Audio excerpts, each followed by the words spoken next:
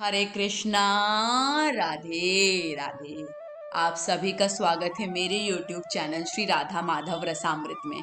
आज की वीडियो कार्तिक मास महात्म के अध्याय 35 की है। तो आइए कथा शुरू करते हैं। सबसे पहले हम प्रणाम करेंगे हमारे गणपति महाराज को।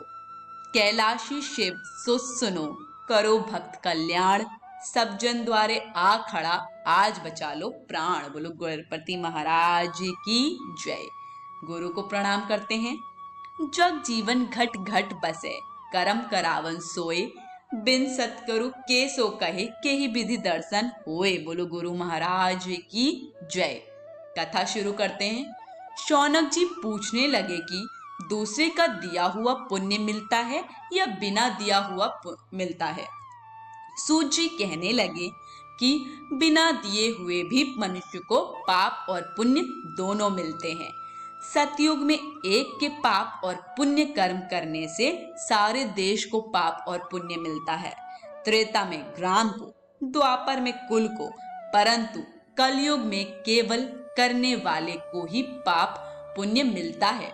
एक पात्र में भोजन करने वाले को पाप पुण्य का आधा भाग, दूसरे की निंदा करने, सुनने या मन में चिंतन करने से पाप मिलता है।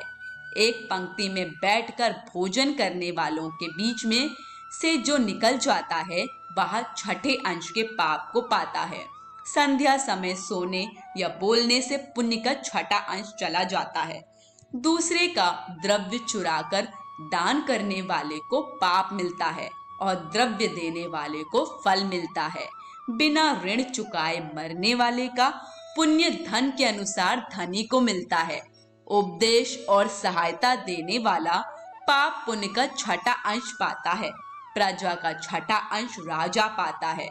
शिष्य से गुरु, पिता से पुत्र, स्त्री से पति भी छठा अंश पाते हैं। पति के चित्त के अनुसार धर्म करने वाली स्त्री पति का आधा पुण्य पाती है। इस प्रकार बिना दिए हुए भी पाप पुण्य मिलता है। इसके अनुसार एक अत्यंत पुण्य देने वाला इतिहास सुनो। पूर्व काल में उज्जैनी नाम की नगरी में ब्रह्म कर्म से भ्रष्ट पापी, दुष्ट बुद्धि, रस कंवल और खाल बेचने वाला, झूठा, जुआ खेलने वाला, मदिरा पान करने वाला तथा वेश्यागामी धनेश्वर ब्राह्मण रहता था। वह क्रय विक्रय के लिए देश देश घूमता फिरता महिष्मति की नगरी में गया और माल बेचने के लिए 1 मास तक ठहरा रहा। एक दिन नर्मदा नदी के तट पर उसने यज्ञ और देव पूजन करने वाले ब्राह्मणों को देखा। पूर्णिमा को गौ ब्राह्मण का पूजन तथा दीपदान देखा।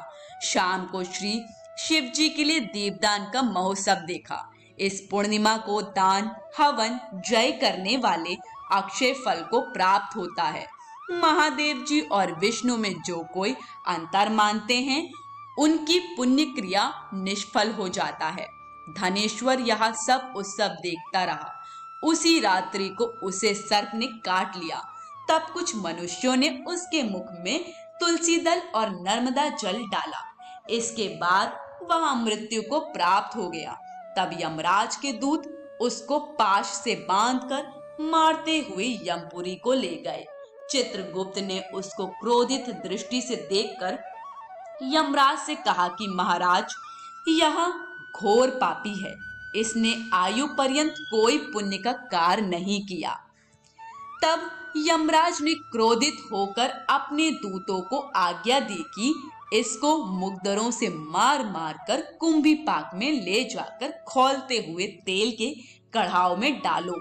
दूतों ने ऐसा ही किया, परंतु कढ़ाव में डालते ही वह खौलता हुआ तेल शीत हो गया। दूतों ने जब यह बात जाकर यमराज को सुनाई तो यमराज को बड़ा आश्चर्य हुआ।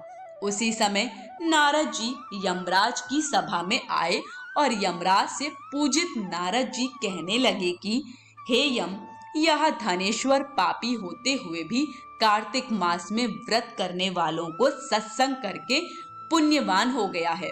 अंत में नर्मदा के जल सहित तुलसी दल भगवान के भक्तों के द्वारा इसके कंठ में छोड़े गए और इसको विष्णु का नाम सुनाया गया, इसलिए इसके सब पाप क्षय हो गए। इतना कहकर नारद जी जो ब्रह्मलोक को चले गए और धनेश्वर कुबेर का अनुगामी धन यज्ञ हुआ, जिसके नाम से अयोध्या में भगवान गदाधर ने तीर्थ किया। पापों से नरक मिलता है और पुण्यों से स्वर्ग मिलता है। जो पाप कामना रहित है वह सूखा और जो कामना युक्त होता है वह गीला पाप होता है।